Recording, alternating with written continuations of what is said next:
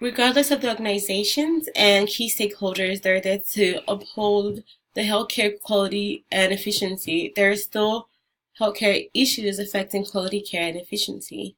For example, financial challenges and hospital productivity. These financial challenges, in addition to an aging world population and increasing energy costs, are putting pressure on healthcare organizations to do more with less without compromising quality of care. The issue of maintaining patient safety. Every year, an estimated 20,000 people in the US and 5,000 in the UK die from an infection they received while in the hospital.